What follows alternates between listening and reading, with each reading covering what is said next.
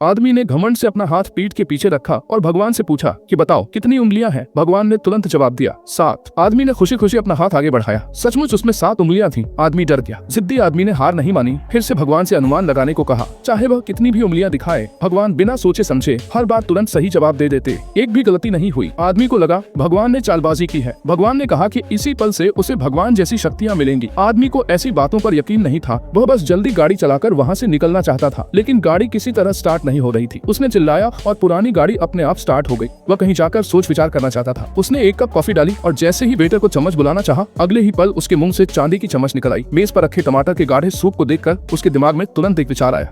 जैसे ही उसने दोनों हाथ फैलाए, कैफे में तेज हवा चली और टमाटर का सूप 2 हिस्सों में बढ़ गया। ये जादुई नजारा देखकर वह बेहद उत्साहित हो गया। न्यूयॉर्क एवेन्यू पर पहुंचकर वह आत्मविश्वास से भरा हुआ हवा के झोंकों के साथ ऐसे चल रहा था जैसे किसी को पहचानता ही न हो। जैसे ही उसने जादुई हाथ उठाया, फायर हाइड्रेंट पल भर में एक खूबसूरत फव्वारे में बदल गया। $80 की ब्रांडेड शर्ट बस आंखें बंद करते ही तुरंत उसके शरीर पर आ गई। फिर उसने टैग को जला दिया। मनमानी करने और सब कुछ कर सकने का एहसास उस आदमी को सिर से पांव तक रोमांचित कर गया। अचानक उसकी मुलाकात एक दिन पहले उसे परेशान करने वाले सड़क के गुंडों से हो गई। वह शान से उनके पास गया और माफी मांगने को कहा। गुंडों का सरदार जो गंजा था बोला, मेरी पीठ से बंदर निकल सकता है, तब तुम्हें सिर झुकाकर माफी मांगनी पड़ेगी। ठीक है, ये तुमने कहा। अगले पल गंजे के चेहरे पर डर आया। उसे अजीब एहसास हुआ और उसकी पैंट से सच में एक बंदर निकल आया। जो गुंडे कमजोरों को डराते थे, वे सब डर के मारे पागल हो गए और जितनी तेज भाग सकते थे भाग गए। फिर आदमी ने बंदर से कहा कि वह जहाँ से आया है लौट जाए और बंदर तुरंत पलट गया। जैसा कि उम्मीद थी, गंजे की फिर से बुरी हालत हो गई।